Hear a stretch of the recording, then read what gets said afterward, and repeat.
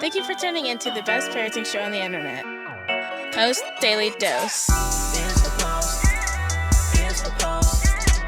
Here's the post. The Post Daily Dose. Here's the post.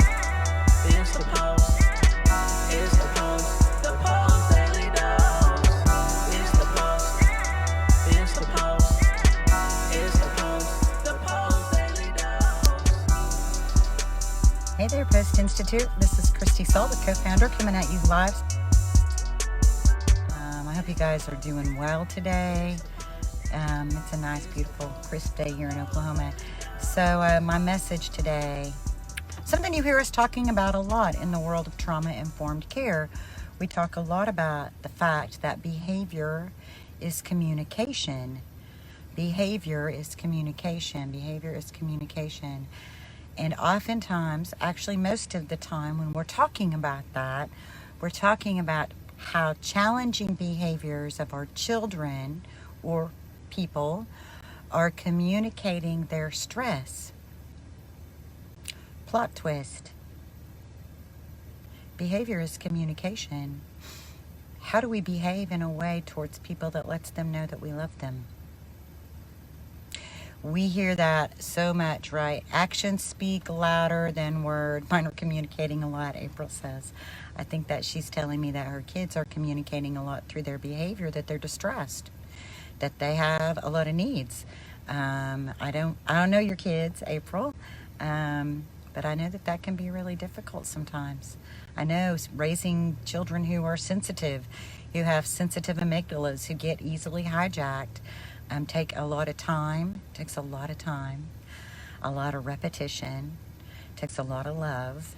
And that's part of the message today is how do we communicate through our behavior as adults, the love that we have for our children and the understanding that we have for their needs.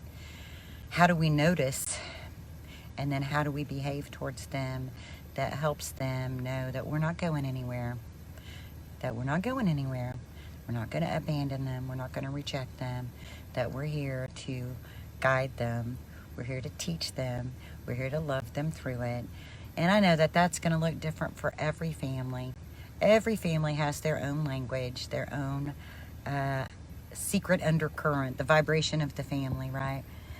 And we know that when one person in the family is distressed, that distress can affect everybody. And so I know for you as parents that can be tough because you're the thermostat, you're the stability. And so my message today is just to encourage you guys, to encourage. Melissa says music. That's great. So you find music to be helpful in your family. It helps create an atmosphere, doesn't it? What we're playing in the background, that's a really good point as I think of it. What's playing in the background of your family life? If you've got a lot of conflictual, controversial, intense information on the television going all the time, that's going to affect the environment of your home. I think music is a great idea.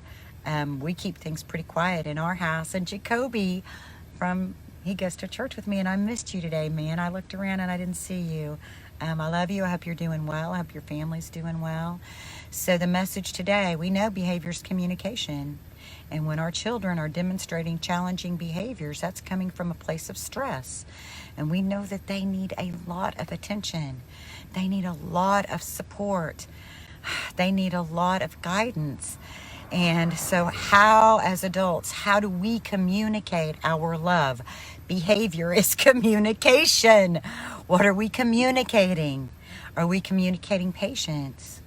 Are we communicating kindness? Are we communicating generosity? Or are we communicating impatience and intolerance and creating more stress? Are we communicating anxiety? Or are we communicating intolerance? What are we communicating? So the first piece of all of this is taking a little time for yourself. And if you're a believer, include God in that time. Include God in that time. Your you time is going to be better served if it's your you and God time. because that has the ability to expand your bandwidth. The ability, you can just ask God to expand your window of tolerance, to expand your window of understanding your children, to expand your window of patience, to expand your tolerance level, just to allow the things that you get that we get so task oriented about, that we feel like people are measuring us about, to allow us to have grace about that, so that we can enjoy our children, so that we can put things down, put our phones down, and give them the undivided attention that they really need. That's what they need from us. Our presence, our adult, mature, loving presence has the ability to create amazing shifts. You are the leader of your family. That's what you're called in. That's walk in your calling. Walk in your calling. Love it. Because, I know sometimes the days feel so long.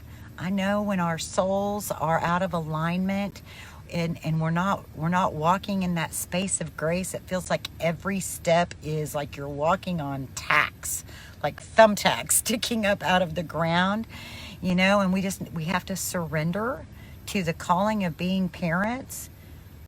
When we surrender to that and we just falling in love with our children, and we play with them. They need us to play with them. They need us to be engaged with them.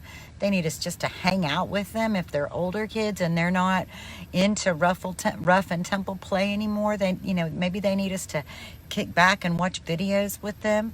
Maybe they need us to do some arts and crafts with them. What they need is not so much what we're doing. It's not the doing piece. It's the being piece. They need us to be able to just be with them and let the love we have for them shine through our eyes, shine from our heart.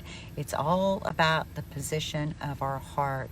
So that first place is taking some time for yourself, asking God to position your heart in the way that your children need it, so that you can guide them in the way that they need to be guided. So much love to you all. I hope you guys have an amazing day today. Enjoy your babies. Laugh. Play. Yeah, you may fuss a little. It's going to be all right, And there may be tough moments, and in those tough moments, when your children are really struggling, just stay present. Just stay present and say, I'm not leaving you. I'm going to be right here. We're going to get through this tough time. We're going to get through this. It's going to be okay. I'm here. I'm with you. I've got you. It's going to be all right. Let them know that they are loved and adored and amazing. And you'll be amazed at the incredible connection that grows out of sticking with them through those tough times. Much love to you guys, and we'll see you tomorrow. Join us live on weekdays at 6:30 Central Time on Facebook at the Post+Institute. Don't forget to get your copy of Brian's best-selling book, From Fear to Love, on promotion. Just pay shipping and handling at www.feartolovebook.com. That's www.feartolovebook.com.